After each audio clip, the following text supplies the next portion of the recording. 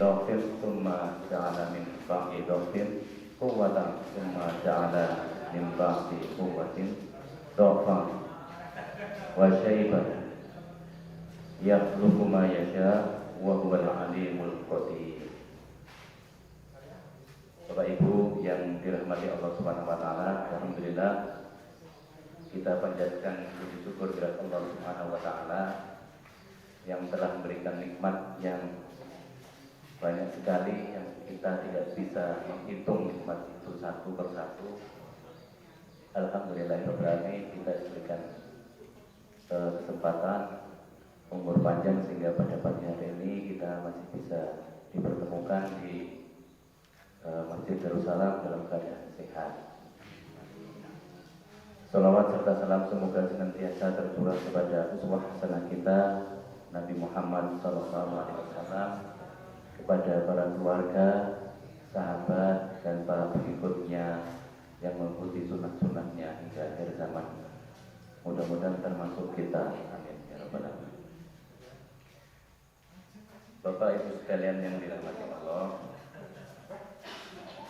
pagi hari ini saya dari PK Muhammadiyah Kutoarjo diamanai untuk memberikan materi tentang lansia, karena kajian pagi Ramadan ini judulnya sebagai lansia yang diperhatikan pada kesehatan lansia. Nah, saya secara umum mengambil ini kesehatan lansia.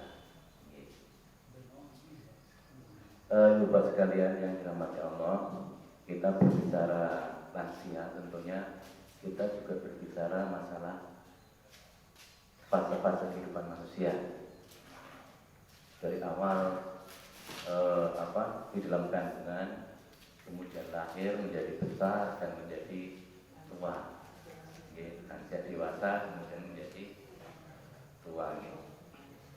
Itu kadang-kadang ada pertanyaan, siapa yang ingin tua gitu. Jadi memang harus dikelola sejak awal. Kalau ingin usianya panjang sampai lansia, mestinya dari keadaan di kandungan itu sudah dikelola dengan baik. Kalau tidak ingin menjadi lansia, ya berarti umurnya nggak sampai lansia.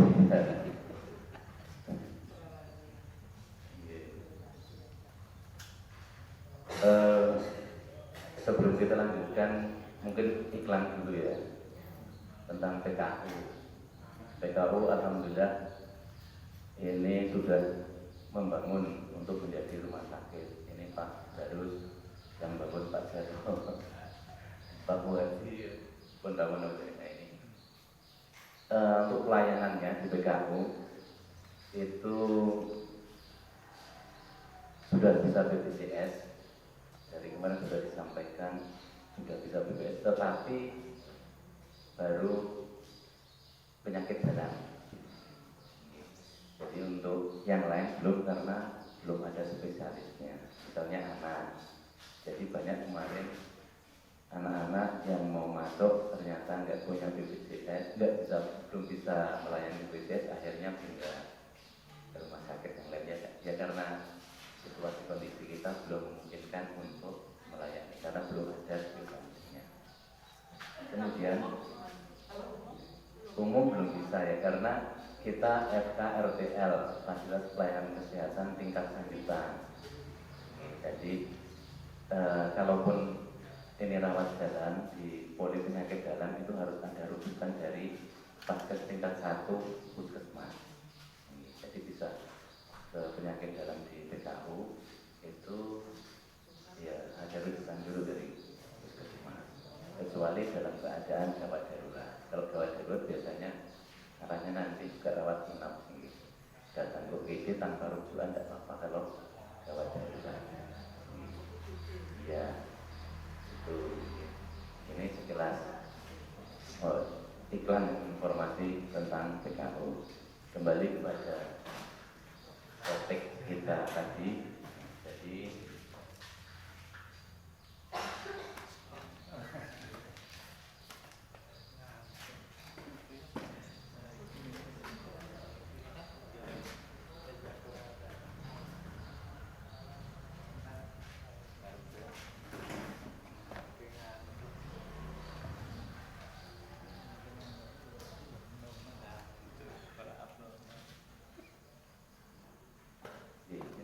fase-fase kehidupan manusia. Manusia menjalani kehidupan dalam beberapa masa. Ada prenatal. Prenatal itu sebelum lahir masih di kandungan. Kemudian masa natal, masa anak, masa remaja, dewasa, dan juga lanjut. Nah, pada prenatal ini atau pralahir itu kan 9 bulan ya di kandungan. Kalau kami di medis itu membagi dalam 3 trimester namanya. Trimester 1, trimester 2, trimester 3. Jadi ada kalau di kami di medis itu trimester pertama itu dari pertama kali konsepsi sampai dengan 12 minggu, usianya 2 minggu. Kemudian 13 minggu sampai dengan 27 minggu atau 28 minggu itu trimester kedua. Kemudian di atas itu sampai dengan lahir itu trimester 3. Nah, biasanya untuk periksa kehamilan itu sekarang standar dari program pemerintah itu 6 kali dalam masa kehamilan. Itu untuk apa? Tujuannya ya untuk memantau perkembangan kesehatan ibu dan anaknya. Jadi dari kandungan sudah dipantau sedemikian sehingga nanti ketika lahir sehat. Tentunya diharapkan juga tidak stunting. Sekarang banyak ya stunting itu perawatan pendek. Jadi itu diakibatkan oleh karena kekurangan gizi yang kronis. Boten ditinggal ngaji mbok nih. Boten.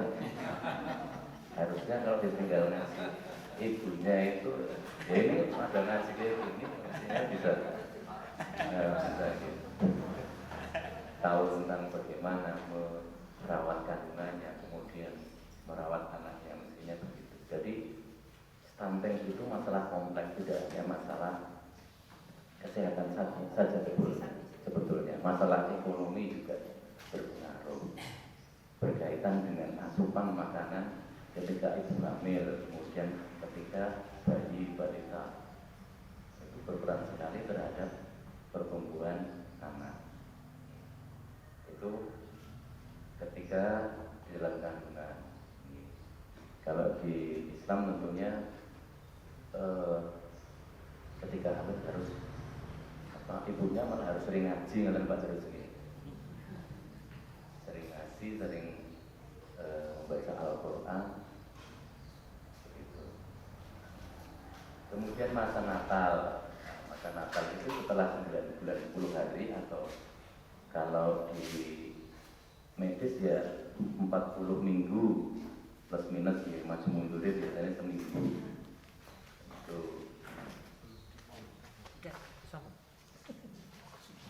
Kemudian masa anak-anak, masa dengan sehat itu pada usia 3 tahun itu, kalau anak kita usia 3 tahun itu kan sering bertanya setiap kali yang tidak diketahui kata-kata yang mesti ditanyakan apa ini, apa itu. Itu usia sekitar 3 tahun ke atas itu sudah mulai sering menanyakan segala hal yang tidak diketahui. Kemudian masa remaja ini merupakan transisi dari masa anak ke masa dewasa. Nah ini kalau WHO itu membatasi usia anak yaitu 18 tahun ke bawah. Jadi di WHO itu kalau masih di bawah 18 tahun belum bisa BPJS karena masih anak-anak tadi. Sehingga yang bisa 18 tahun ke atas. Itu statusnya. Kemudian dewasa terbagi, ada dewasa awal, kemudian dewasa menengah, dan 40 sampai 60 tahun itu dewasa transisi. Dewasa awal itu 21 sampai 40 tahun. Sedangkan yang disebut dengan lansia yaitu yang usianya di atas 60 tahun.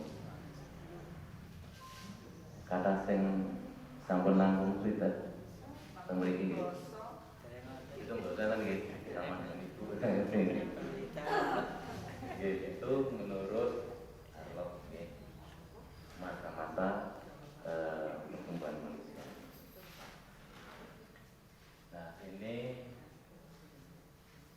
kejadian manusia ini.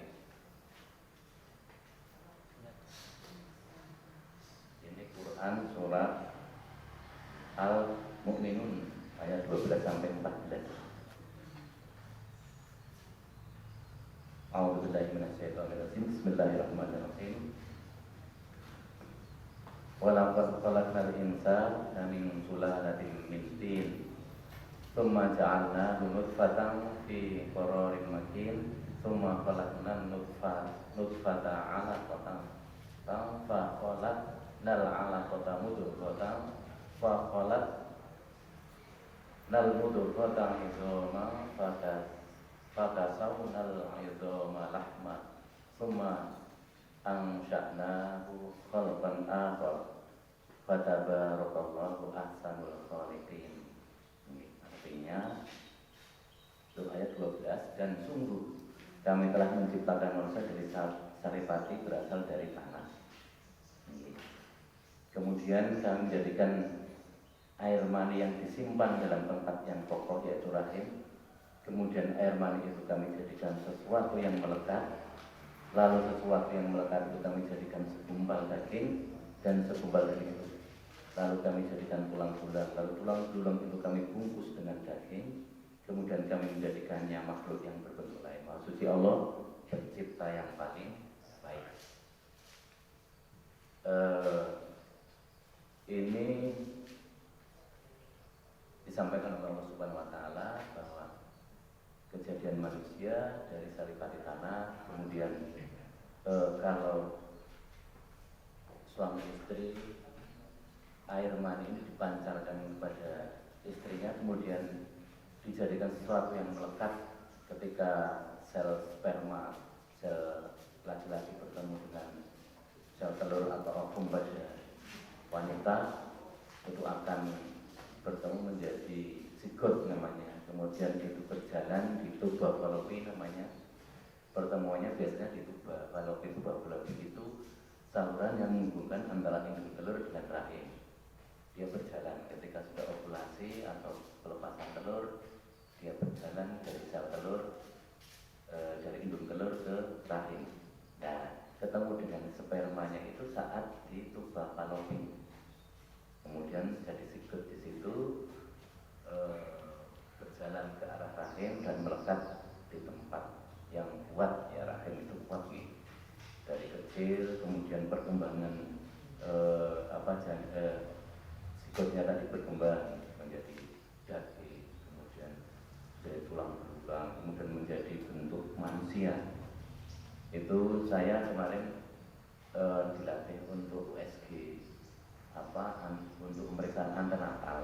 Itu untuk trimester 1 dan trimester ketiga itu bisa kelihatan saat trimester 1, misalnya 8 minggu itu masih bentuk seperti cicak. Kemudian 12-13 itu sudah ada kepalanya, sudah ada badannya, sudah ada tangan kakinya, sudah mulai tampak. Kemudian lebih besar lagi trimester 2, 16, 20 minggu itu sudah kelihatan bentuk manusia sudah.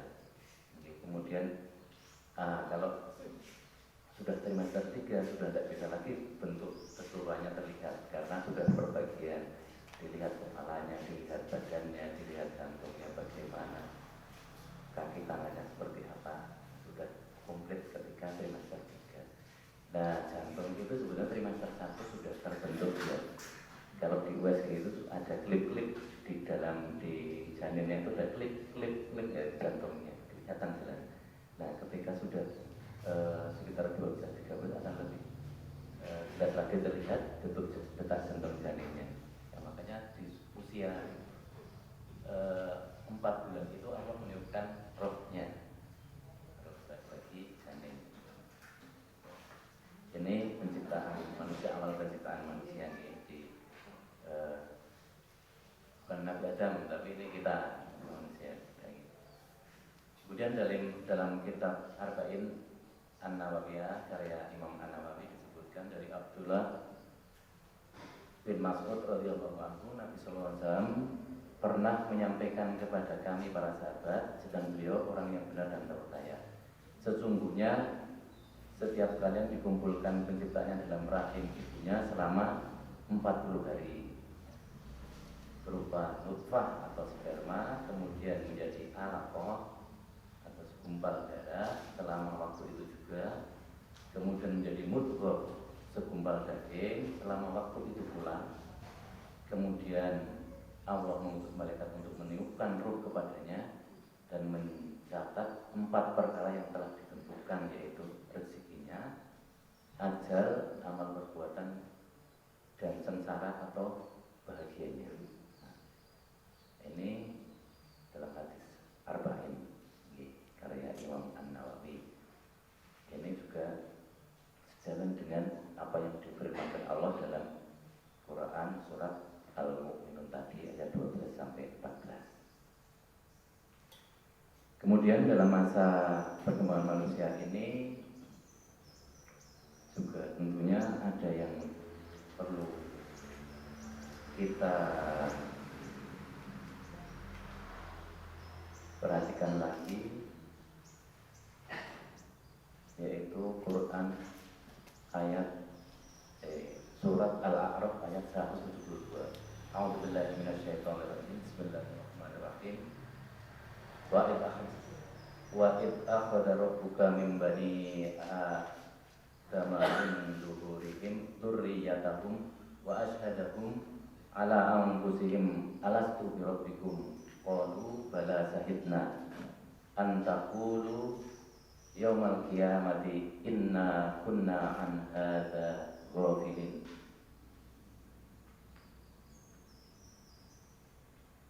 Nah, dari Quran surat Al-A'raf ayat 1 itu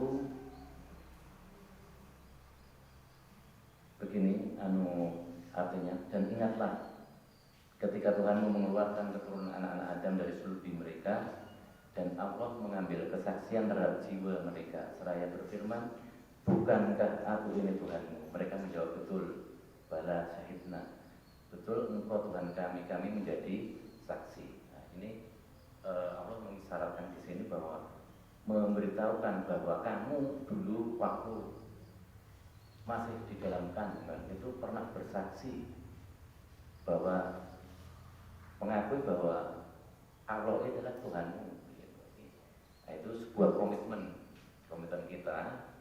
Saya mengingatkan kepada ibu sekalian dan kepada diri saya sendiri bahwa ada komitmen di situ. Yang pertama bahwa bersyahadat dan berislam. Ya. Sekarang mengakui bahwa Allah ini adalah Rabb. Alastu bi rabbikum. Pada sahidna itu jawab janin di kandungan itu seperti itu. Kemudian yang kedua adalah menuhankan Allah sebagai Rabb. Kata Rabb menjadi asal kata rububiyah yang berarti sifat merawat, kemudian memberi kebutuhan, menyayangi, memaafkan, mengasihi, dan mengampuni. Nah, itu. Jadi ibarat begini, ketika kita sudah bersaksi seperti itu, kamu itu tidak usah susah ketika kamu menjadikan aku Allah sebagai Rabbmu, semua kebutuhanmu akan aku penuhi. Ketika kamu sakit akan aku sembuhkan. Gitu. Ini Allah sebagai Rabb. Seolah-olah dalam kandungan itu kita berdua dengan Allah. Kata Allah, kamu buat perjanjian dengan aku dan bersaksi aku sebagai Tuhanmu. Siapa yang bersaksi menuhankanku, nanti ketika dirimu lahir, apapun yang kamu butuhkan dalam kehidupan, aku akan berikan untukmu. Gitu. Nah, kesaksian itu sudah kita bersaksi kepada Allah Subhanahu wa taala bahwa Allah adalah Rabbku. Gitu. Nah, makanya kita ya harus berkomitmen terhadap apa yang pernah kita saksi sebagai saksi bahwa Allah adalah Tuhan. Kemudian dalam fase perkembangan manusia selanjutnya yang perlu kita perhatikan ketika kita mencapai usia 40 tahun. Nah, itu juga suatu yang ya itu termasuk nikmat. Daun itu jatuh tidak mesti harus kuning dulu atau kering dulu. Artinya kalau kita ya bisa aja orang itu belum sampai tua sudah meninggal. Ini kalau kita lihat di usia 40 tahun ini di surat Al-Ahqaf ayat 15 yang tadi sudah saya bacakan di awal. Ini juga merupakan doa kita ketika kita sudah mencapai usia 40 tahun. Rabbi auzi'ni an ashkura ni'mataka allati an'amta 'alayya wa 'ala walidayya wa a'malan sholihan tardahu wa adli li fi dzurriyyati inni tubtu ilaika wa inni minal muslimin. Ya Allah, tunjukilah aku untuk mensyukuri nikmat-Mu yang telah Engkau berikan kepadaku dan kepada ibu bapakku, dan supaya aku dapat beramal yang soleh yang Engkau ridhoi. Berilah kebaikan kepadaku dengan memberi kebaikan kepada anak cucuku. Sesungguhnya aku bertobat kepadamu dan sesungguhnya aku termasuk orang-orang yang berserah diri. Itu doa ketika kita sudah bisa mencapai usia 40 tahun. Saya kira di sini di atas 40 tahun semua sudah nih. Sampun diamalkan ini doa ini. Itu jadi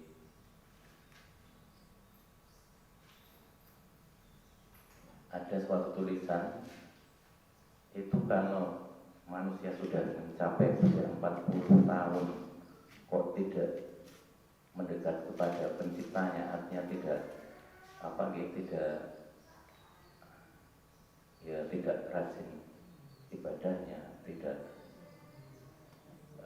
maksudnya ketika usia 40 tahun tidak rajin ibadah, kemudian masih menjalani hal-hal yang tidak bermanfaat atau malah bahkan tindakan yang maksiat, itu kemungkinan akan 12 sampai usia tua dan akan ke neraka. Gitu. Jadi batasnya ada tulisan seperti itu. Ketika 40 tahun bisa berdoa ini dan kemudian bisa beramal soleh, itu semakin mendekat kepada penciptanya, semakin banyak ikut pengajian. Bukan malah tidak ikut pengajian, itu malah dilarang pengajian. Nah, itu insya Allah akan husnul khotimah. Gitu. Itu ada tulisan semacam itu. Kemarin saya pernah membaca seperti itu. Nah, kalau 45 tahun kok maksiat misalnya, terus itu akan ke neraka.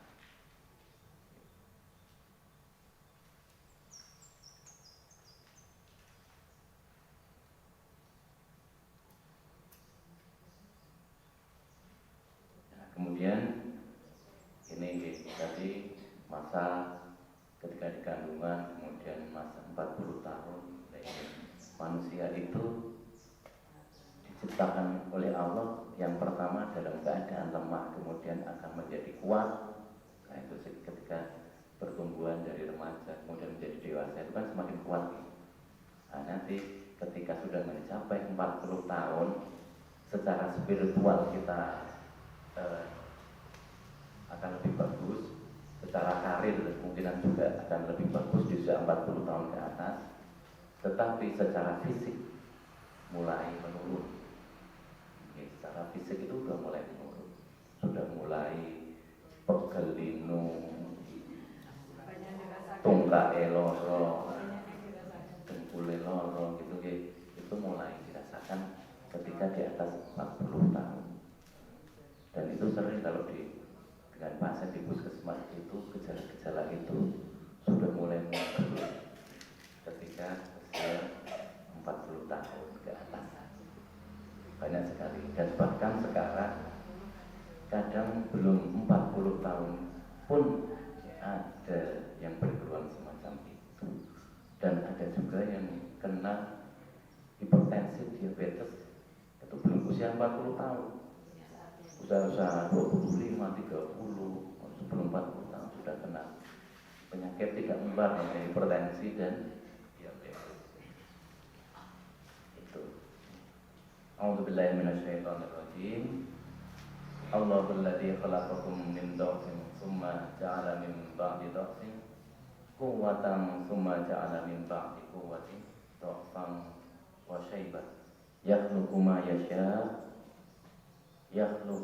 yasha wa huwal alimul qadir.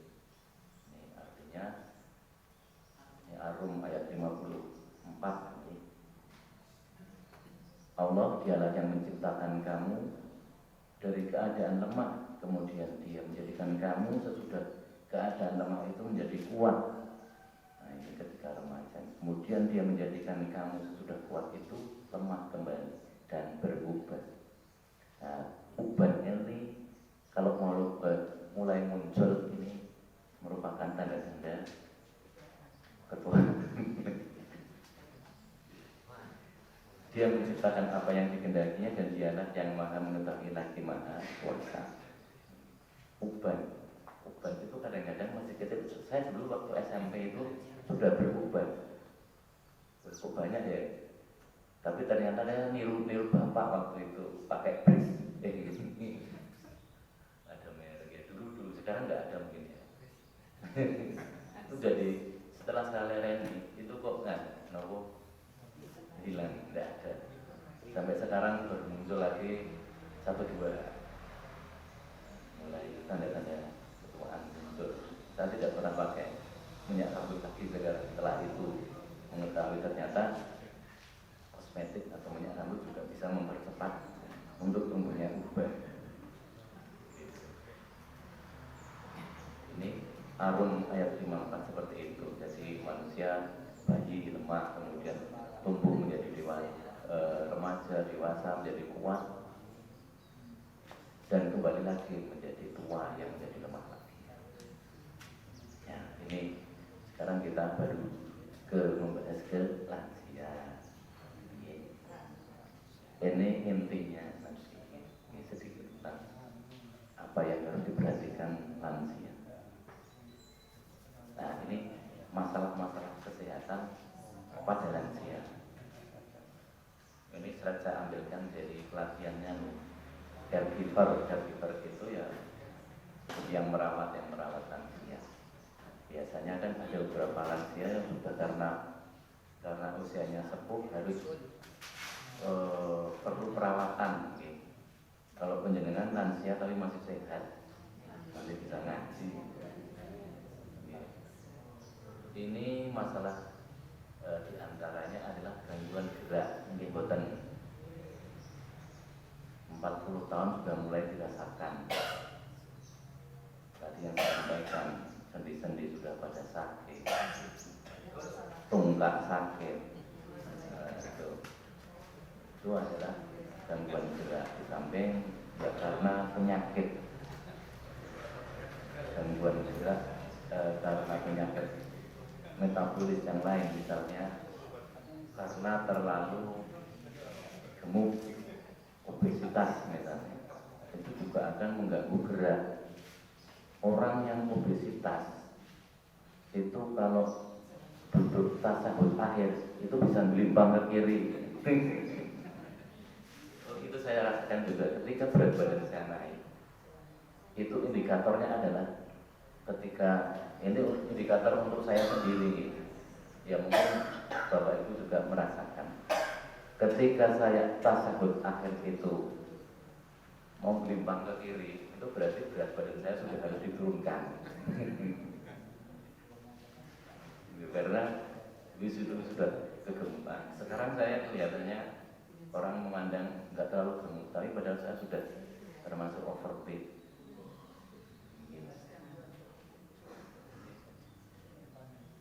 Itu juga bisa mengganggu gerak. Kalau sudah melemprak, mau menyat lagi kan susah. Nggih. apalagi misalnya sudah tua. Itu, oke. Kemudian masalah gizi pada lansia juga ini kadang menjadi masalah, apalagi yang sudah rentang, kadang-kadang minum susah, makan susah. Kesulitan buang air besar, buang air kecil juga bisa terjadi. Ini bisa karena secara usia, kalau pada laki-laki itu biasanya ada mengalami gangguan di prostat. BAK, kalau BAB ya karena tadi kurang minum, kurang makan serat, itu bisa menyebabkan gangguan BAB. Kemudian gangguan perilaku bisa pikun atau demensia gitu. Ya.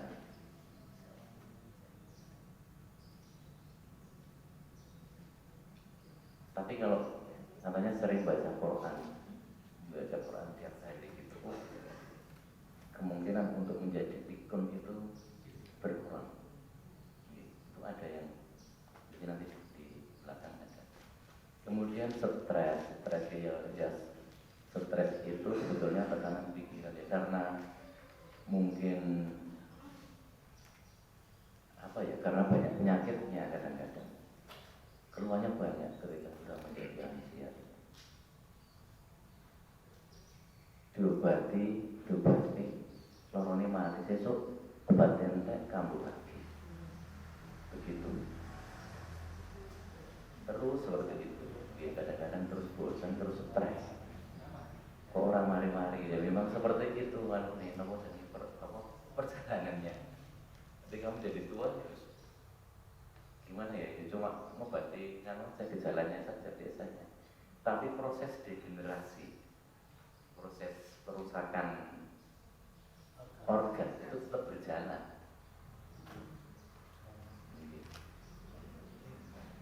Kadang-kadang ya gimana ya, kalau orang tua itu kadang-kadang itu sambatnya banyak kan, gimana ya, tapi nek diobati nanti ya kambuh lagi ya. Kadang-kadang diberikan pengertian seperti itu. Ini karena itu proses menuju tua, degenerasi, perusakan sel-sel, itu yang membuat pengaruh kenapa banyak keluhan ketika menjadi tua. Gangguan pola tidur ini juga sering terjadi pada lansia. Semakin tua seorang, kelihatannya kan wajar semakin susah tidur. Berangkat tidur susah, kalau sudah bangun tidak bisa tidur lagi. Mungkin itu suatu isyarat untuk memperbanyak ibadah malam hari.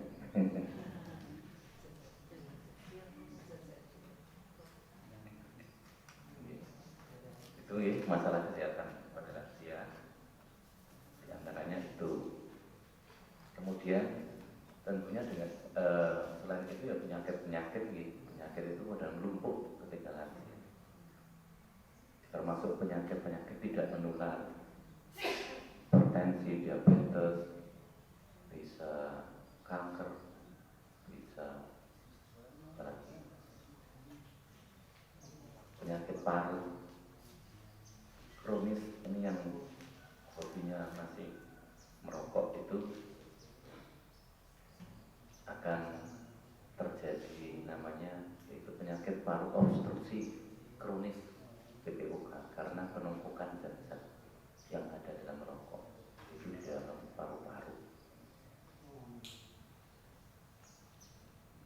Termasuk penyakit tidak menular, stroke, penyakit jantung koroner, itu akan mulai muncul biasanya juga di usia di atas 40 tahun. Nah, kalau masih diberi kesempatan hidup sampai 40 tahun, ya ini kan tadi kita pasti bersyukur, mensyukuri nikmat yang diberikan Allah Subhanahu wa taala bisa sampai 40 tahun. Nah, ini bagaimana ini lansia yang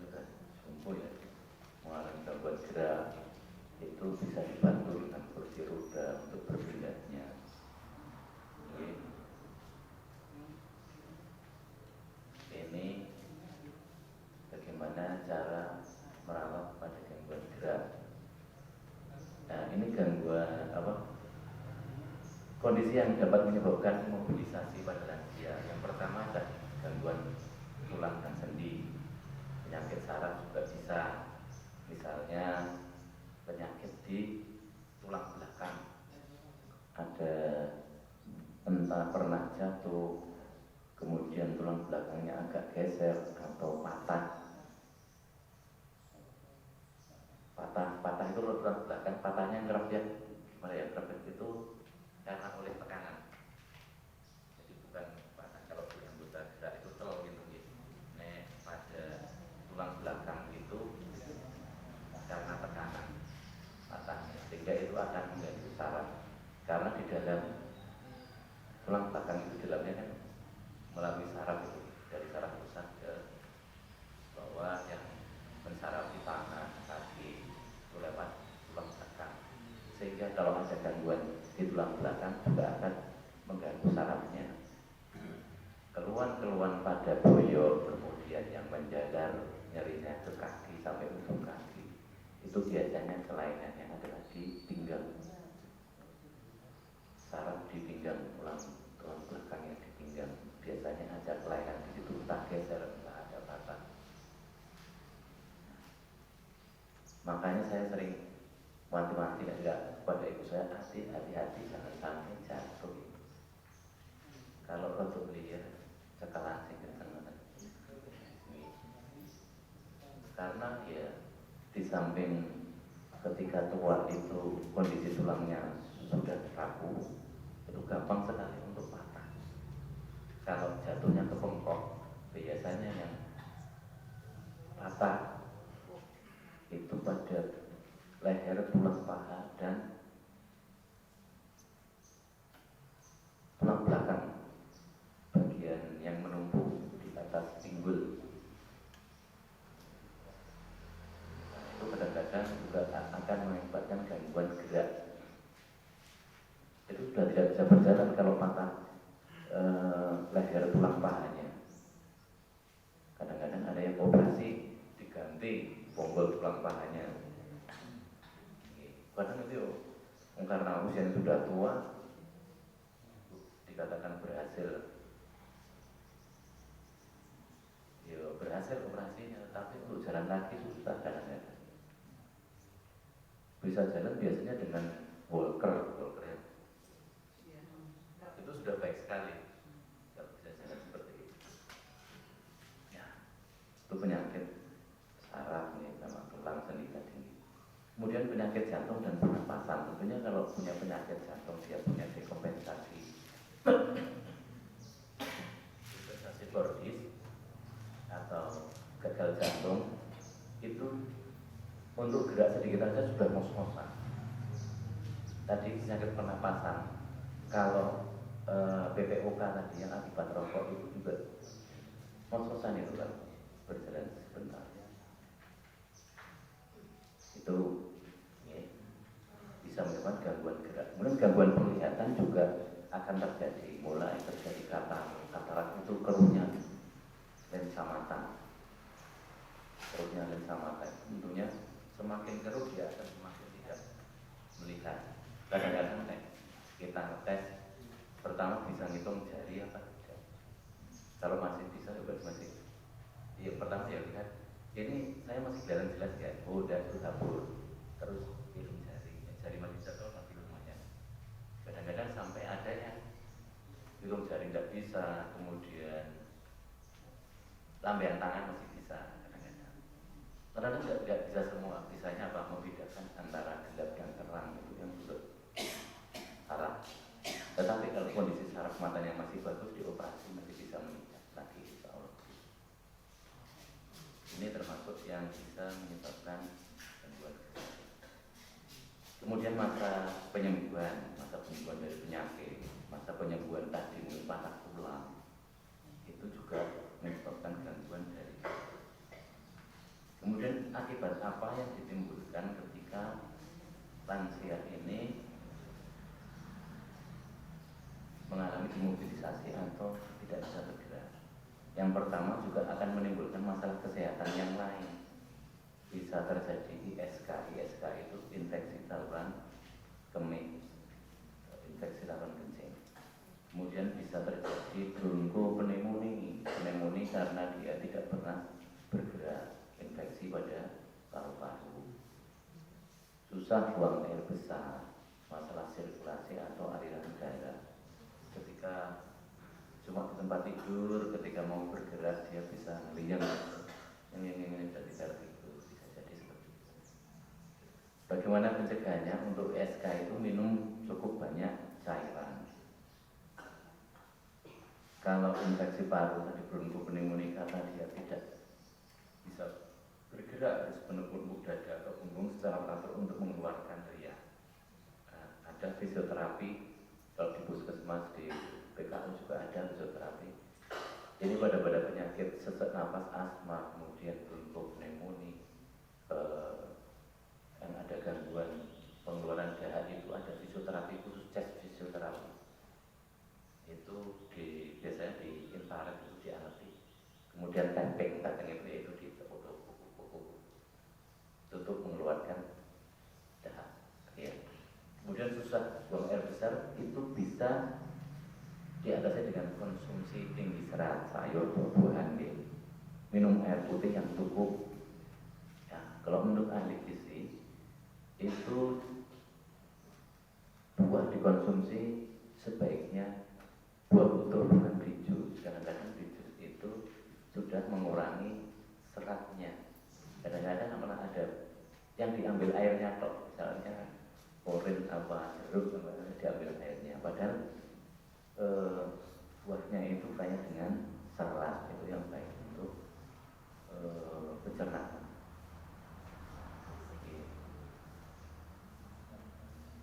Kemudian minum air putih yang cukup. Ini tentu ketika minum air putih yang cukup, konsistensi dari kotoran itu juga akan lebih bagus, tidak kering.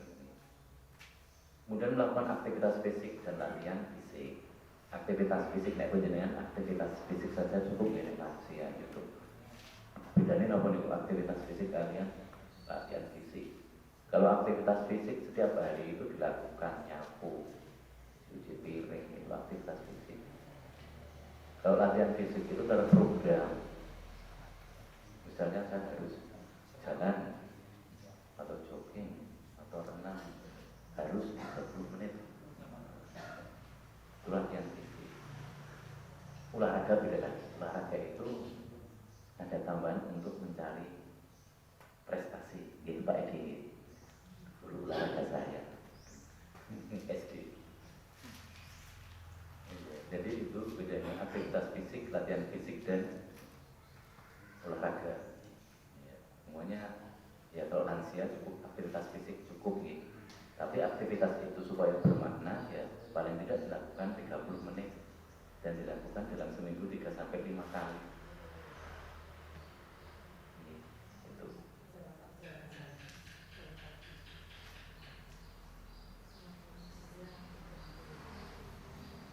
Nah, ini kalau menghindari luka akibat tekanan itu beda. Biasanya pada lansia yang sudah tidak bisa gerak, artinya sudah cuma di tempat tidur, itu ada luka. Biasanya yang dinamakan decubitus.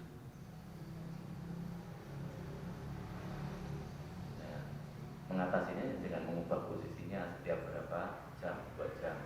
Diubah posisinya. Kalau punya orang tua yang sudah cuma tirak baring aja di tempat tidur, selain harus pakai mungkin kasur yang khusus untuk decubitus ada, kemudian harus rajin mengubah posisinya. Ya. Mengubah posisi lansia juga ada namanya, kalau di pelatihan itu ada tata caranya. Tidak asal geret saja sakit kasihan. Nah, itu teknik membantu lansia berpindah tempat.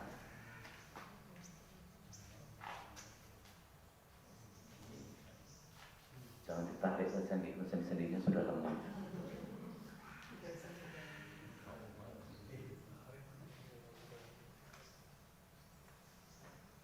Terus jangan besusu-susu kalau nolong lansia. Mengikuti saja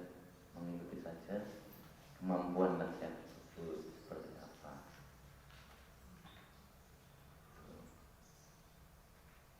Nah, tempat tidur pun ada caranya. Tuh, harus ditekuk dulu kakinya, kemudian suruh mata dan bantu dengan tangan. Ya, penolongnya atau kita yang merawat itu melalui istilahnya. Nah, ini mempertahankan, penting juga pada lansia kita untuk mempertahankan tingkat kemandiriannya. Nah ini supaya mandiri ya. Sekarang haji yang tahun ini itu banyak yang, insya Allah banyak yang lansia, yang ada yang 80 tahun, bahkan ada yang 90 tahun diberangkatkan untuk tahun haji tahun ini, insya Allah. Nah ini petugasnya ya ini dilatih harus bisa merawat lansia.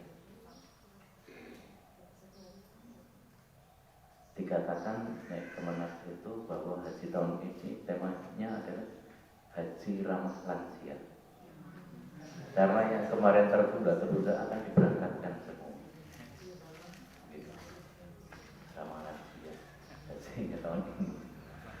Kalau yang tahun kemarin petugasnya enak. Karena yang berangkat sudah paling tua 65 tahun. Masih kuat-kuat. Nah, ini 80 tahun, 90 tahun. Kadang 70 tahun aja sudah untuk jalan jauh sudah tidak kuat. Itu saya kemarin ceritanya ketika bapak sama ibu sana. Itu paling belakang. Tidak bisa jalannya. Yang awal itu Pak Dadung waktu itu. Paling belakang. Jadi jalan berapa meter, berapa ratus meter, sudah capek berhenti, jalan lagi, berhenti lagi. Ini mempertahankan tingkat kemandirian lansia. Aktivitas fisik dan latihan fisik. Ini aktivitas fisik yang ringan, jalan kaki perlahan, bermain catur, jarang nih sekarang. Bermain catur itu di sini untuk mengasah otak. Ini juga menurut medis itu juga bisa mengurangi resiko untuk terjadinya pikun. Nah, kalau kita orangnya salah ya itu baca Al-Quran konsisten itu akan menurunkan resiko terjadi demensia kepikunan. Hindari terburu-buru kayak gini. Kan saya itu gini. Kudu alon derek ke tiang sepuh gini. Jadi seneng burine ngoten iki. Pengen cepet sekali enom ke kuat tinggal.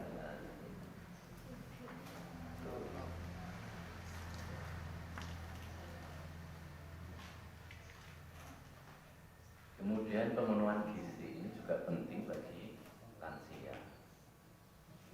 Untuk lansia yang masih mampu makan melalui mulut itu ya bisa makan. Nah, yang cupu-cupu itu sudah tidak bisa makan melalui mulut, itu pasang itu. Masuk gastrik itu saya pernah lihat di panti sosial Wetan Pasar itu banyak yang sudah cuma di tempat itu. Ya kadang-kadang ada keluarganya, ada anak-anaknya, tapi membeli di situ. Mungkin ada yang kerja di situ panti sosial.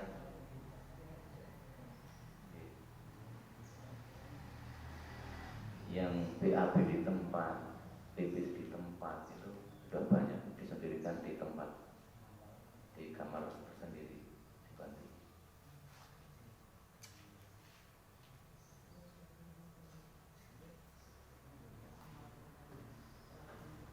Ya, prinsipnya adalah sama, bergizi seimbang untuk lansia. Susunan makanan sehari-hari yang mengandung gizi dalam jenis dan jumlah sesuai dengan kebutuhan tubuh, dengan memperhatikan prinsip keanekaragaman pangan, terus perilaku hidup bersih, aktivitas fisik, dan mempertahankan berat badan normal. Nah, itu angel tinggi, berat badan normal dengan keanekaragaman pangan semuanya. pangan harus ada, kemudian perilaku hidup bersih sehat, makanannya juga harus bersih, tertutup rapat. Sekarang itu Purworejo, daerah Jawa Tengah, Jawa Timur itu sedang KLB, leptospirosis. Ini penting saya sampaikan karena makanan yang tercemar oleh leptospira itu ada di kencingnya tikus, ada juga di ginjalnya tikus.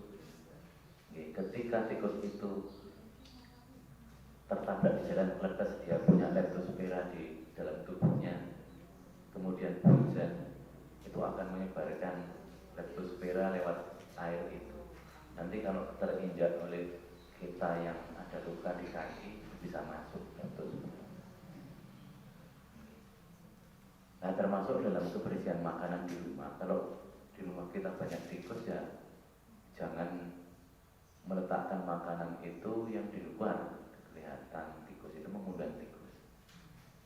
Ditutup rapat, jangan sampai tikus masuk ke dalam makanan kita, karena itu bisa membawa leptospira. Tandanya kemarin data sudah berapa keluarga itu, ada 4, mungkin sudah nambah lagi karena KLB. Sama dengan pes apa Beda pes ada lagi, itu leptospirosis. Dan kebanyakan ya yang terdeteksi karena yang diperiksa sedikit, ya jadi angka kematiannya kelihatannya tinggi. Padahal sebetulnya mungkin kasusnya banyak leptospirosis itu. Yang demam-demam kemudian sembuh sendiri lebih banyak, tapi nggak terdeteksi. Yang terdeteksi itu yang sudah parah, yang sampai kuning, kemudian sudah gangguan kencing, kelainan ginjal, berarti itu ya banyak yang meninggal. Sebenarnya bisa kita cegah dengan pola hidup bersih tadi. Kemudian aktivitas fisik dan mempertahankan berat badan normal. Aktivitas fisiknya cukuplah bagi lansia, aktivitas fisik, latihan fisik dan olahraga kelihatannya udah terlalu berat. Aktivitas fisik aja nggak perlu 3-5 kali seminggu. Nah, manfaat dari gizi seimbang tadi adalah mencegah timbulnya masalah gizi atau penyakit pada lansia, sehingga lansia dapat tetap sehat dan bugar. Nah, ini yang diinginkan oleh lansia kan begini ya, aku ya tekan kuat tapi ya tetap sehat, gitu. Ya kadang-kadang yang perlu disampaikan ya dari itu, proses degenerasi itu tetap berjalan, ya tapi tetap ini harus menjaga, ya. Sehingga kalau berat badannya dia untuk gerak juga masih enak. Itu. Ini piring makanku itu sama sebetulnya dari dewasa sampai lansia. Porsi dari makanan pokok segitu, sayuran, buah-buahan itu separuh dari piring, isi piringku. Kalau di Promkes Kementerian Kesehatan itu isi piringku, nah, buah dan sayur itu separuhnya, lauk-lauk hanya 1/6. Nek makanan pokok 1/3 saja. Kenapa? sayuran yang paling Ya, sayuran dan buah-buahan itu kan serat dan vitamin gitu, itu separuhnya. Kalau kita memang tradisinya kualik sih ya, banyak makanan pokoknya sehingga gemuk dan cenderung ke seperti itu.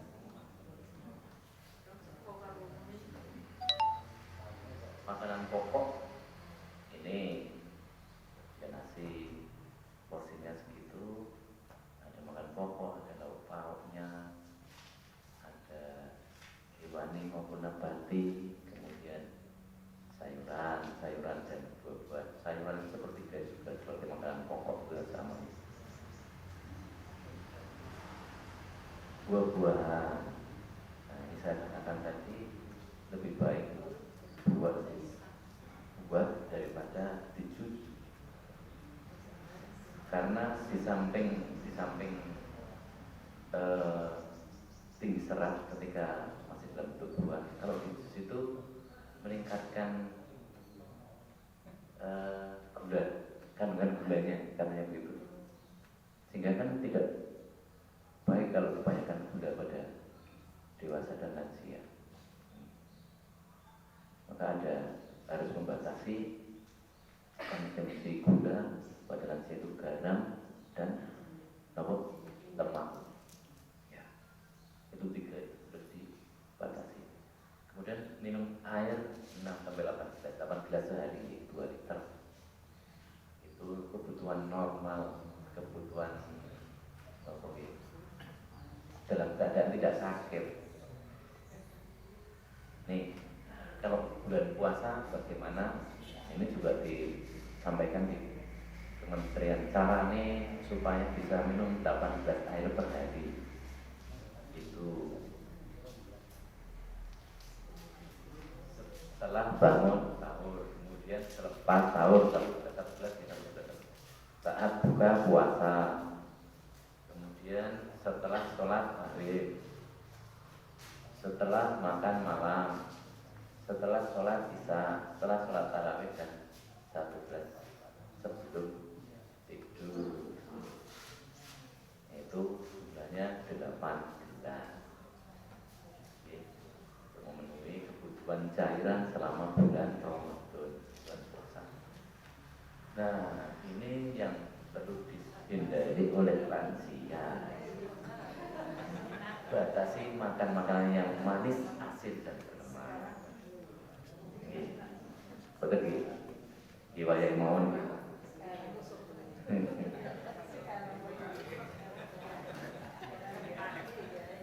Tadi masalah BAB dan BAK sudah ini Fakultas Kedokteran UII itu ada artikel membaca Al-Quran menurunkan resiko pikun. Dalam satu ini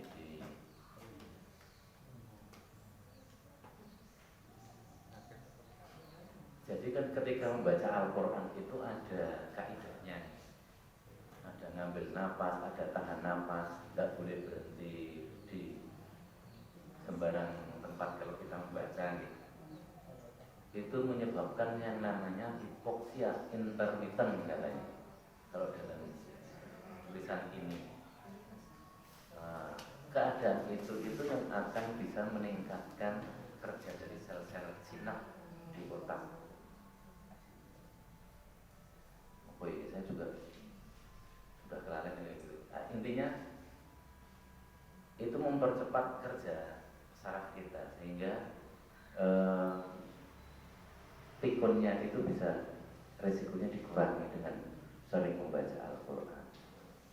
Nah, itulah diberikan di tulisan ini, yaitu karena ada hipoksia intermiten tadi ketika kita membaca harus menahan nafas untuk yang panjang, kemudian berhenti di sini ambil nafas lagi, gitu. Nah, ini hipoksia intermiten. Kurang sedikit ini sudah terakhir ini. Nah, ini keterangannya pengaturan nafas saat membaca bahasa-bahasa lain tidak memiliki kaidah mengatur nafas secara baku. Namun dalam Al-Quran sangat jeli dan teliti. Seorang yang sedang membaca Al-Quran tidak diperbolehkan sembarang membaca atau berhenti. Ada kaidah yang harus diikuti sehingga pembaca harus mengatur nafasnya dan menahan sejenak untuk tidak bernapas. Kondisi ini dapat diasumsikan dengan kondisi hipoksia intermiten. Hipoksia intermiten tingkat sedang pada awal kehidupan dapat mempercepat perkembangan otak dan meningkatkan kemampuan. Dasarnya ini di awal perkembangan manusia yang berkaitan dengan peningkatan neurogenesis. Neurogenesis itu terbentuknya sel-sel otak dan plastisitas sinaptik.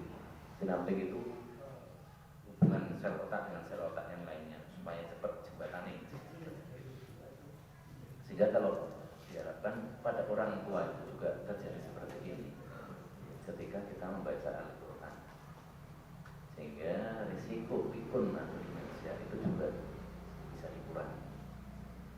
Ini termasuk motif motivasi untuk selalu terus Al-Quran, apalagi di bulan Ramadan ini. Paling tidak menghatamkan satu kali, Pak Jarwo, satu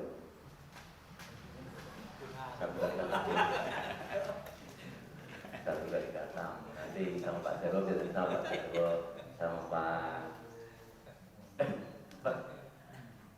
itu Pak Mondo, Pak Aswadi. Iya, kita mencoba mengatamkan sudah sampai juz. Nanti malam insya Allah juz 19. Ya, tadi malam nggak ada sama sekali. Nah, ini bagi lansia, bagi orang sebelum kena penyakit sebetulnya ada perilaku pencegahan, namanya cerdik. Sudah pernah dengar? Belum pernah? Belum pernah, berarti belum pernah mendapat penyuluhan dari puskesmas tentang cerdik. Ini berkali-kali saya sampaikan di wilayah kerja saya di Puskesmas Bagilan tentang cerdik ini. Di Posbidu pernah datang? Ya, cek itu terus, nggak pernah disampaikan ini tentang cerdik. C-nya apa? Cek kesehatan secara rutin dan teratur. Ketika usia sudah 40 tahun ke atas, itu harus cek secara rutin kesehatan. Mulai 40 tahun paling tidak.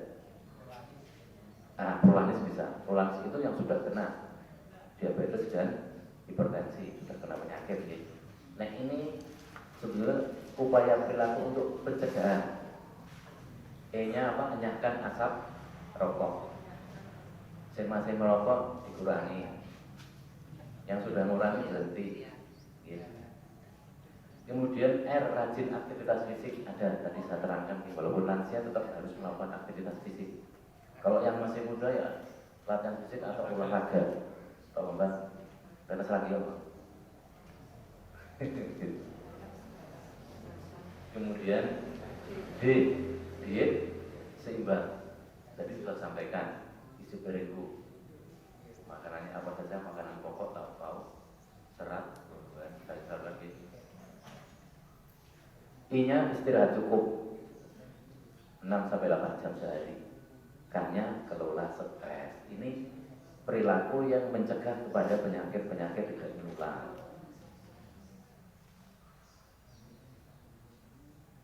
Itu ya.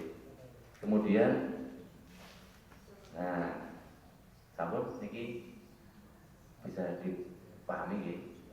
Nah, kalau cek secara rutin kesehatannya akan tahu aku duwe penyakit hipertensi. Kalau nggak cek nggak tahu. Kadang-kadang hipertensi itu tidak ada keluhannya. Aku kira pusing tensinya udah 200. Itu malah bahaya karena tidak ada alarmnya.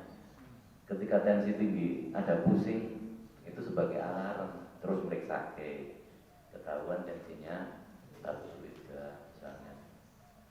Nah, kalau tidak ada keluhannya, alarmnya apa? Tiba-tiba, jadi jelek. Itu. Kemudian kalau sudah kena penyakit dengan patuh. Nah, tadi prolanis, hipertensi dan diabetes.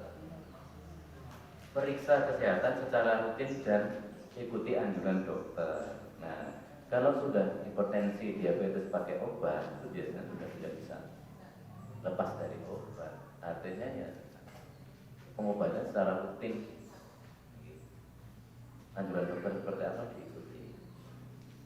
Atasi penyakit dengan pengobatan yang tepat dan teratur. Ya, tadi saya sampaikan. Tetap diet dengan gizi seimbang. Saya sampaikan. Punya apa? Upayakan aktivitas fisik dengan aman. Walaupun sudah sakit hipertensi, diabetes, harus tetap melakukan aktivitas fisik. Hanya hindari asap rokok atau zat karsinogenik lainnya. Contohnya zat karsinogenik itu pada misalnya penyedap makan.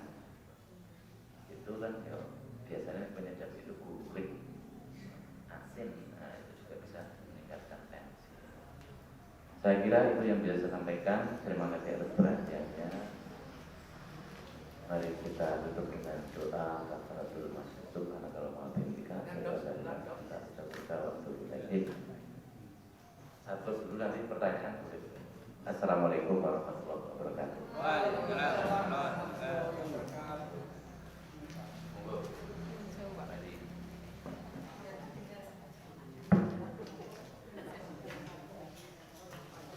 Assalamualaikum warahmatullahi wabarakatuh. Langsung saja, ini untuk perkembangan anak itu 0 sampai berapa tahun untuk berbicara lancar, dan anak 2 tahun itu pembicaranya belum lancar, itu kendalanya di mana dok? Solusinya dan gimana? Ya itu yang saya tanyakan. Terima kasih. Waalaikumsalam warahmatullahi wabarakatuh.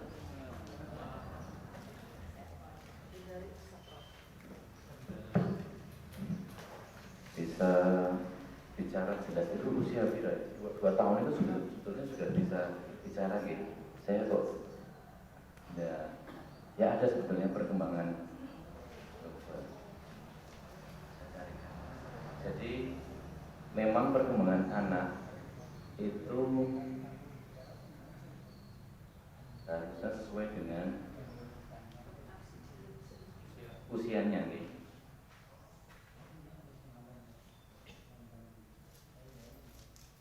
Kalau 2 tahun mestinya sudah bisa lancar. Ya, itu ada kelainan. Ya, memang ada kelainan perkembangan gitu, termasuk kalau tubuhnya biasa gitu, badannya biasa normal. Ya, itu ada kelainan perkembangan. Kemungkinan pada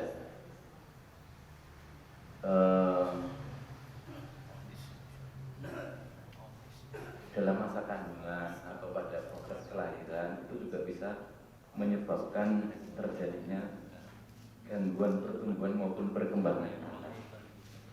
Jadi termasuk asupan gizi ketika di dalam kandungan, kemudian proses kelahiran, misalnya kelahirannya harus dengan tindakan, misalnya harus di apa itu namanya, vakum, disedot, vakum ekstraksi, itu kadang-kadang juga akan mengakibatkan gangguan perkembangan maupun pertumbuhannya. Terus kadang-kadang bayi-bayi prematur lahir sebelum waktunya, sebelum matur juga lahir prematur namanya, itu juga bisa menyebabkan gangguan perkembangan. Ada juga yang postpartum sehingga air ketubannya sedikit dan berwarna kehijauan karena sudah bercampur dengan mekonium nya janin bayi, sehingga waktu lahir terjadi asfiksia, nggak bisa bernapas, nggak bisa nangis waktu lahir. Asfiksia itu kurang oksigen otaknya, sehingga lahir nggak bisa nangis. Itu kalau beberapa waktu juga akan mengakibatkan pertumbuhan-pertumbuhan. Nah, mungkin ada salah satu di antaranya yang menyebabkan Pak Haji. Nah, itu nanti kalau misalnya nggak bisa ada terapi bicara, terapis bicara itu putranya Pak Giarto almarhum itu, bukan apa terapis di Bandung itu, terapi bicara bisa diterapikan Pak.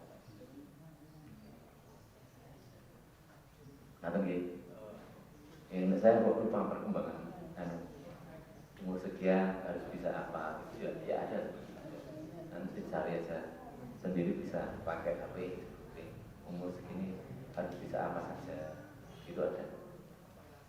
Mungkin ada yang lain. Susu, berkaitan dengan susu, kadang-kadang saya ditanya, ini sudah topik gitu, susu apa yang baik untuk lansia, untuk saya gitu, kadang-kadang seperti itu. Sebetulnya susu itu ya sama baiknya antara susu kambing, biasanya susu kambing sama susu yang dibandingkan susu kambing dengan susu sapi gitu. Ya memang untuk susu kambing itu kandungan lemak, kolesterolnya itu lebih tinggi sedikit dibanding susu sapi. tapi dikonsumsi itu ya tinggal selera gitu dengan kebutuhannya. Keunggulannya susu kambing itu karena kan kadang-kadang ada yang alergi protein sapi, susu sapi. Ada kalau anak-anak juga ada yang intoleran terhadap laktosa yang ada di susu sapi. Itu kadang-kadang juga akhirnya pakai susu kambing karena hampir sama ya gizinya. Cuma kelemahannya susu kambing agak ada khasnya, rasa khasnya kambing ya. Ini kadang-kadang ditanya seperti itu. Terus ada lagi, perlu nggak lansia itu minum susu kalsium? Andin, merek lah, ngegos. Itu sebetulnya masih nomong di medis ada beda pendapat, tetapi ada yang penting boleh lah untuk suplementasi kalsium. Di samping ada selain itu ya suplementasi kalsium yang lain itu untuk tablet gitu. Tetapi harus dibarengi dengan konsumsi vitamin D. Vitamin D aktif karena yang menyerap kalsium itu sebetulnya karena ada vitamin D yang aktif. Enggak ada kalsium itu nggak bisa diserap karena di usus halus itu diserap dengan bantuan vitamin D aktif. Oke, itu. Ada yang lain lagi? Bapak Ibu ada oh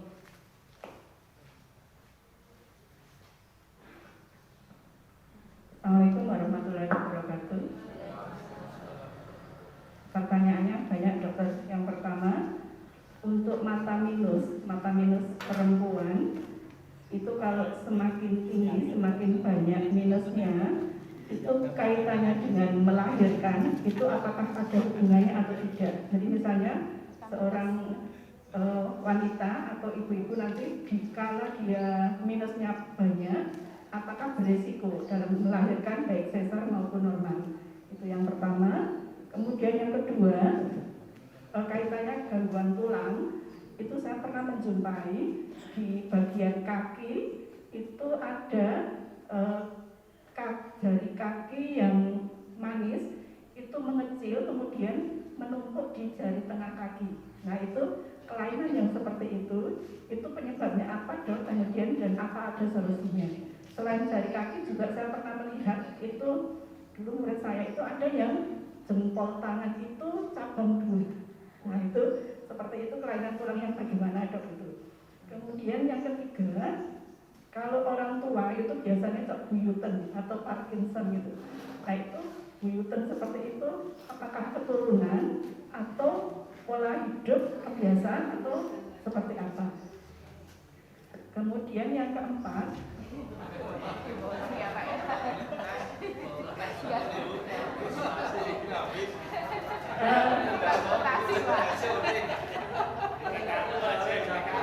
yang namanya skabies itu ya dok, skabies itu sudah berobat ke dokter umum sampai dokter spesialis kulit, tetapi kalau sudah diberi obat, diberi salep, tetapi yang namanya anak di pondok begitu, sehingga kan penularannya sangat cepat.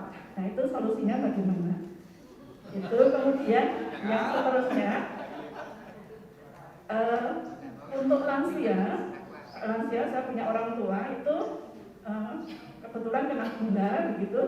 Nah sementara orang tua itu harus ada pemenuhan gizi 4 sehat 5 sempurna. Sementara banyak yang harus dikurangi. Nah itu agar terpenuhi gizinya itu solusinya bagaimana? Kemudian yang terakhir sudah dok. Ya. Untuk semua penyakit itu Allah mengatakan pasti ada obatnya. Tetapi kadang manusia itu sudah berusaha berobat kemana-mana dengan usaha semaksimal mungkin, tetapi belum sembuh. Nah itu untuk seperti itu bagaimana dokter? Terima kasih. Assalamualaikum warahmatullahi wabarakatuh. Waalaikumsalam. Terima kasih atas pertanyaannya. Pertanyaan banyak. Saya yang bisa jawab. Borong ya Pak. Yang bisa jawab cuma berapa ini? Satu, dua, tiga, yang pertama mata minus itu saat melahirkan ada pengaruhnya nggak ke matanya, itu saya belum pernah dengar, kira tidak ada kaitannya. Yang saya tahu tidak ada kaitannya. Kemudian gangguan tulang pada anak itu gitu, yang mengecil, tapi tidak dari kecil. Nah, itu kadang-kadang akibat trauma kalau seperti itu. Entah dia pernah kesandung kemudian ada patah atau intinya nutrisi ke jaringan tersebut itu terhambat, traumatik. Jadi karena trauma biasanya kalau nggak dari lahir. Kemudian polidaktili tadi yang jumlah jarinya lebih itu biasanya dari lahir dan itu penyebabnya yang belum diketahui. Polidaktili namanya. Itu kelainan genetik. Kemudian Buyuten atau Parkinson. Muhammad Ali itu Parkinson itu oleh karena kepalanya sering dipukuli. Dipukuli malah Muhammad Ali itu ya, akhirnya seperti trauma di kepala. Untuk Buyuten ini saya kira memang ada kelainan di saraf pusat, saraf di otak, bukan karena keturunan atau kurang, bukan dari itu, karena trauma, ya itu trauma karena penyakit juga bisa, stroke juga bisa gejalanya ke arah itu. Itu Parkinson, Buyuten ya tadi. Nah yang saya senang ini skabies, karena hampir setiap hari saya mengobati skabies di puskesmas. Sekarang tidak cuma di pondok pesantren, tetapi anak-anak SD yang notabene itu tidak sekolah yang berasrama itu banyak yang kena skabies. Itu obatnya gampang sebetulnya, tapi ya susah untuk memberantasnya. Obatnya itu ya ada sudah namanya di ya permetrin namanya, permetrin nama obatnya. Itu memakainya itu dari leher sampai dengan kaki seluruh tubuh. Seperti itu enggak tuh putranya atau siapa yang kena? Makainya bener apa enggak? Dari leher semua seluruh tubuh sampai kaki didiamkan, tidak boleh kena air atau hilang dari permukaan kulit selama minimal 10 jam. Nah, jadi makainya itu habis isak nanti subuh tayamum baru boleh mandi setelah 10 jam. Itu pemakaian permetrin. Kalau salah ya enggak sembuh-sembuh. Biasanya kalau memakainya benar itu bisa berkurang. Tapi sekali tok nggak bisa sembuh, saya bisa jamin dia bisa sembuh, mesti datang lagi. Nah, mengulangi salep itu 7 hari setelahnya. 7 hari dikit seperti itu lagi. Jadi setiap kali berobat satu bungkus, satu kemasan kayak odol kecil itu habiskan, karena untuk seluruh permukaan tubuh. Itu biasanya 2 kali 3 kali sembuh. Tapi yang lebih penting lagi adalah PHBS, perilaku hidup bersih dan sehat, baik tempat diri dan lingkungannya. Karena ini adalah Sarkoptes KB. Itu ketika jatuh dispray, dikurung bantal, kemudian itu untuk tidur anak yang lain atau keluarga yang lain, itu akan ketularan. Mandi dengan handuk lilin nyentel ke bareng-bareng itu bisa pindah. Kenapa skabies itu gatalnya paling gatal malam hari? Itu karena kumannya grogotik, membuat terowongan di bawah kulit itu ketika malam hari. Khas sekali ditanya pada skabies, itu gatalnya paling gatal itu malam. Khas sekali dan bentuk wujud kelainan kulitnya juga khas sekali pada skabies. Itu banyak sekali saya mengobati. Ya memang gampangnya itu mengobatinya gampang ya seperti itu. Tetapi untuk memberantasnya sulit. Saya katakan demikian karena ya perilaku berkaitan dengan perilaku. Nah, untuk nyuci spray urut bantal itu kan harus dijalani dulu supaya mati kumannya, kemudian baru dicuci. Itu bareng-bareng keluarga, kalau kena satu ya sudah bareng-bareng semua, seperti itu kan, supaya mati. Nah, kalau masih menyisakan beberapa sarkotes KB, itu yang bisa menular lagi. Jadi bukan karena nggak sembuh-sembuh, tetapi reinfeksi, kena lagi, sembuh kena lagi, sembuh kena lagi, begitu Bu. Itu sekali ya. Itu gejalanya Gatal dan ada kelainan kulit Pak. Ya mungkin kalau penjenengan melihat, gatal kode wae gitu, tidak ada bedanya. Tapi kita di medis tahu itu Bu, itu sekali ya. Apalagi di asrama, di asrama itu sudah dulu sekali ya. Itu nih sekali ya. Itu paling bisa jawab ini saya. Dari pertanyaan yang lain paling jawab saya. Karena hampir setiap hari saya mau banding itu kan. Kemudian lansia yang dengan penyakit, tentunya saya sampaikan tadi adalah gizi seimbang sesuai dengan kebutuhannya. Dan kebutuhan diabetes itu kan dihitung dari berat badannya. Sebetulnya diabetes pada prinsipnya itu tidak ada pantangan Bu.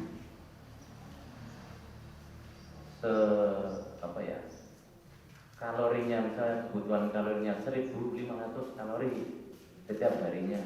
Kalau tidak melebihi itu walaupun minum gula, ya tidak apa-apa. Tapi penjenengan apa bisa ngitung kalori ketika kan enggak ada takarannya. Nah, itu saya sarankan untuk ketemu ahli gizi, konversi ke dalam makanannya. 1.500 kalori itu makan apa saja dengan penyakit. Ya kalau tidak terlampaui kalorinya tidak akan bertambah parah gulanya. Dietnya tetap sama seimbang seperti tadi. Ada sayur, ada. Nah kadang-kadang penderita diabetes malah dibatasi, nggak boleh makan nasi. Boleh. Cuma dibatasi jumlah kalorinya. Begitu. Oke. Yang terakhir itu obat. Obat-obat lembut supaya nebul. Yang terakhir apa ya? Obat-obatan. Sampai rumah 7 masalahnya. Apa tadi? Tulisan saya tidak letak di obat belum makan. Oh iya ya. Allah itu menciptakan penyakit ada obatnya. Oh iya ya. Oh, iya. Ini sulit ini saja. Pak Ida, mari itu bahwa Yasmin gitu. Itu di PKH tulisannya gitu. Apabila kamu sakit maka akulah yang menyembuhkan. Ya, gitu benar kan? Tadi ketika kita sudah bersaksi bahwa kita adalah hambanya, Allah ada roh saya, insya Allah kalau kita sakit Allah yang akan menyembuhkan. Jawabnya begitu saja sih. Obatnya gimana ya? Manusia itu cuma berusaha ya. Dia buatan obat macam-macam, emeng lantaran. Ngaten nggih Bu, itu istighfar betul. Astagfirullahaladzim. Dengan istighfar insya Allah akan diberikan